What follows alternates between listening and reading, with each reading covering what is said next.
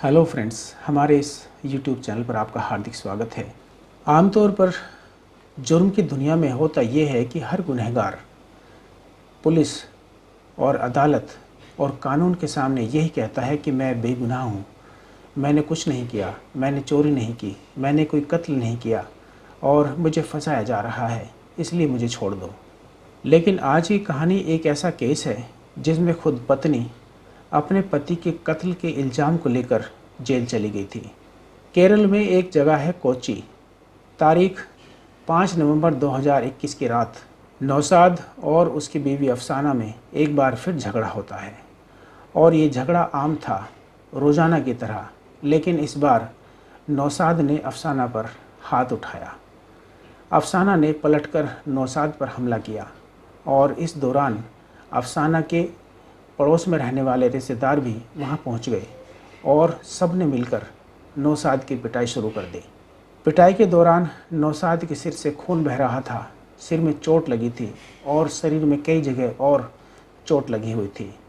उसने जान बचाने के लिए भागने की कोशिश की, लेकिन कोई रास्ता उसको नज़र नहीं आ रहा था। मेन दरवाजे की तरफ अफसाना और अफसाना के तमाम रिश्तेदार थे जो उसे लगातार पकड़कर मार रहे थे। अब उसको ये लग रहा था कि आज ये सब मिलकर मेरा कत्ल कर देंगे और वो अपना दिमाग लगा ही रहा था कि किस तरह से यहाँ से जान बचाकर भागा जाए। उनके मकान में पीछे की तरफ एक खिड़की थी। नौशाद को जरा सा मौका मिला, उसने बस उसी का फ़ायदा उठाकर खिड़की खोली और उससे बाहर की तरफ कूदकर भाग गया। पीछे पीछे अफसाना के रिश्तेदार भी उसको मारने के लिए कूद पड़े। वे उसके पीछे भाग रहे थे, नौशाद भी आगे भाग रहा था। उसी भीड़ में अफसाना का एक बहुत ही खास दोस्त था। उसने अफसाना से कहा कि तुम चिंता मत करो, मैं भी जा रहा हूँ इसके पीछे और इसको मैं ठिकाने लगा कर आऊँगा। आप घबराओ मत, सब कुछ ठीक हो जाएगा। और उसी खिड़की से पीछे पीछे अफसाना का जो खास दोस्त था वो भी कूद गया और उसके पीछे वो भी चला गया। कुछ देर बाद उसके सभी रिश्तेदार वापस आकर अपने अपने घरों को चले गए, लेकिन अफसाना का जो दोस्त था वो कहीं नज़र नहीं आ रहा था। वो गायब रहा, वो वापस पलटकर नहीं आया। 4 या 5 दिन बीते होंगे कि नौशाद के पिता ने गुमशुदगी की रिपोर्ट पुलिस स्टेशन में जाकर लिखा दी। लेकिन इसी बीच अफसाना को भी लगा कि उसका पति गायब है, तो उसको भी रिपोर्ट लिखानी चाहिए। वो भी पुलिस स्टेशन गई और उसने भी अपने पति की गुमशुदगी की रिपोर्ट थाने में लिखा दी। पुलिस इन दोनों के स्टेटमेंट पर तफ्तीश कर रही है और जाती है, ढूंढती है, लेकिन पुलिस के हाथ खाली, उनको कोई सबूत नहीं मिलता है। समय बीतता गया और पुलिस अपनी कोशिश करती रही, लेकिन पुलिस को कोई सबूत हाथ नहीं लगा रहा था। पुलिस ने घर में और घर के आसपास के इलाके में छानबीन की। उनको लग रहा था कि शायद उसका कत्ल कर दिया गया हो और कहीं आसपास ही गड्ढा खोदकर उसको दबा दिया गया हो। कई तरह की आशंकाएं पुलिस के दिमाग में चल रही थी। पास ही में एक क्रिश्चियन का कब्रिस्तान भी था, वहाँ पर भी उन्होंने तहकीकात की, लेकिन वहाँ पर भी उनको कोई सबूत नहीं मिला। और इसी तरह से चलते चलते 20 महीने तक बीत गए और 20 महीने तक अफसाना पुलिस स्टेशन में जाकर अपने पति की गुमशुदगी की रिपोर्ट लिखाती रही। पुलिस भी लगातार नौशाद को ढूंढने में कोशिश करती रही, लेकिन पुलिस के हाथ कोई सुराग नहीं लगा। अफसाना बार बार पुलिस को ये बता रही थी कि उसने अपने पति को अलग अलग जगहों पर देखा है। पुलिस तुरंत वहाँ जाकर उसको देखती थी, लेकिन नौशाद वहाँ उनको नहीं मिलता था। और आखिर में पुलिस को ये लग रहा था कि अफसाना पुलिस से झूठ बोल रही है और अफसाना कुछ छुपा रही है। कोई बहुत बड़ा राज है इसके पीछे, जो उसका पति गायब है और इतने दिनों से मिल नहीं रहा है। ज़रूर अफसाना कोई बात छुपा रही है। पुलिस भी अब इस केस को बहुत सीरियसली ले रही थी। दूसरी तरफ अफसाना को धीरे धीरे ये यकीन होता जा रहा था कि शायद उसके पति का कत्ल कर दिया गया है, क्योंकि उसका दोस्त बताकर निकला था कि मैं इसको ठिकाने लगा कर आऊँगा। तो शायद अफसाना को ये लग रहा था कि मेरे दोस्त ने ही उसका कत्ल कर दिया हो, या उसको ये भी लग रहा था कि मेरे रिश्तेदारों ने ही उसका कत्ल कर दिया हो। क्योंकि सच्चाई अफसाना के सामने नहीं आ रही थी और उसको बिल्कुल भी पता नहीं चल पा रहा था कि क्या हो रहा है। कई तरह के ख्यालात अफसाना के दिमाग में चल रहे थे और कहीं ना कहीं उसको ये पुख्ता यकीन हो चला था अब कि उसके पति का कत्ल हो चुका है। और आखिर में 28 जुलाई 2023 को अफसाना ने पुलिस स्टेशन में जाकर बताया कि उसने अपने पति का कत्ल कर दिया है।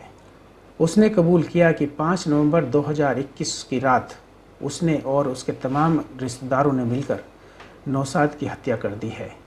पुलिस ने अफसाना के बयान पर उसको गिरफ़्तार कर लिया और जेल में डाल दिया। जब इसका केस अदालत में पहुंचा तो अदालत ने कहा कि जब तक लाश नहीं मिल जाती तब तक इस पर दफ़ा 302 के तहत कार्रवाई नहीं की जा सकती। इसके ऊपर कत्ल के इल्ज़ाम का मुकदमा नहीं चलाया जा सकता।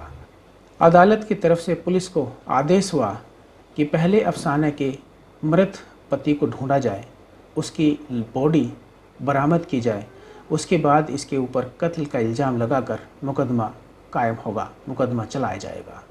तब तक इसके ऊपर कोई कार्रवाई नहीं होगी। पुलिस हरकत में आई और पुलिस ने जी तोड़ मेहनत की, हर जगह तलाश किया, लेकिन कहीं पर भी उसका कोई सुराग नहीं मिला। अब क्योंकि ये मामला अदालत में था और अफसाना अपने पति के कत्ल के जुर्म में जेल में थी, न्यूज़पेपर के ज़रिए ये खबर अब चारों तरफ फैल गई। सब न्यूज़पेपर देख रहे थे, पढ़ रहे थे इस खबर के बारे में। तो कोच्चि से लगभग 130 किलोमीटर दूर एक गांव है, वहां पर नौशाद एक जगह काम करता था। वहां के लोगों ने जब न्यूज़पेपर में देखा तो उसमें अफसाना की और अफसाना के साथ में उसके पति नौशाद की फ़ोटो छपी थी। वहां के लोकल लोगों ने नौशाद को पहचान लिया। वे लोग न्यूज़पेपर लेकर नौशाद के पास पहुंचे और उन्होंने कहा कि तुम्हारा नाम नौशाद है? उसने कहा जी हाँ, मेरा नाम नौशाद है। और आपकी पत्नी का नाम अफसाना है? उसने हाँ में सिर हिलाया और कहने लगे ये देखो आपकी खबर इस न्यूज़पेपर में छपी है। तो दोस्तों, पहली बार नौशाद अपने ही मौत की खबर उस न्यूज़पेपर में पढ़ रहा था। न्यूज़पेपर से उसे पता चला कि वो उसी के कत्ल के इल्ज़ाम में उसकी पत्नी जेल में बंद है।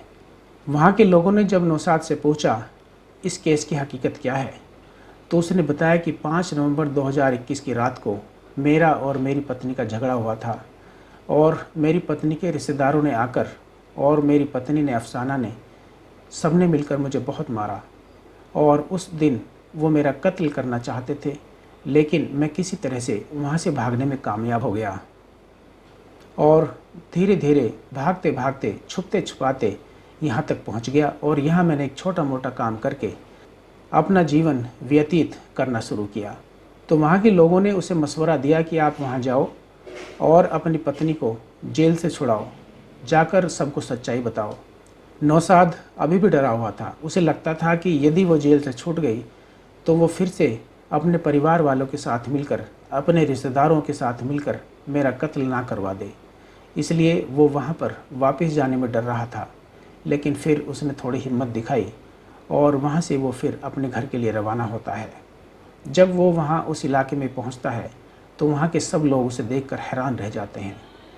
वो जिंदा था।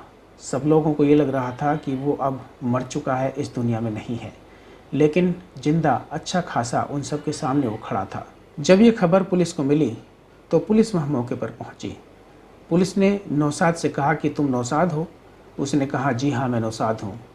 और उसने फिर पुलिस को बताया कि मैं डर की वजह से यहाँ से भाग गया था, क्योंकि उस दिन जब हमारा झगड़ा हुआ था तो इनके तमाम रिश्तेदार और ये खुद अफसाना मुझे मार रही थी और मुझे उस दिन लग रहा था कि आज मेरा कत्ल होकर रहेगा। तो डर की वजह से मैं यहाँ से भाग निकला और 130 किलोमीटर दूर जाकर मैं वहाँ छुपकर रह रहा था। अब मैंने न्यूज़पेपर में ये खबर पढ़ी तो मैं यहाँ वापस चला आया। पुलिस नौशाद को थाने लेकर पहुँची, उसके बयान रिकॉर्ड किए और अफसाना को जमानत मिल गई। वो वापस घर आ चुकी थी। पुलिस ने जो अफसाना के ऊपर इल्ज़ाम लगाए थे और जिसकी बिना पर उसको जेल में डाला गया था, वो सारे इल्ज़ाम उसके सर से हटाए और अफसाना अपने घर वापस आकर अब हंसी खुशी से रह रही है। ये कहानी हमें ये सिखाती है कि सच कभी ना कभी सामने ज़रूर आता है। दास्तान जुर्म अभी बाकी है। हम जल्दी फिर लौटेंगे एक और नई कहानी के साथ। तब तक आप अपना और अपनों का ख्याल रखें। हमारी ये कहानी आपको अच्छी लगी हो तो हमारे इस चैनल को सब्सक्राइब करें, वीडियो को लाइक और शेयर करें। नीचे कमेंट बॉक्स में अपनी राय और सुझाव ज़रूर दें। धन्यवाद।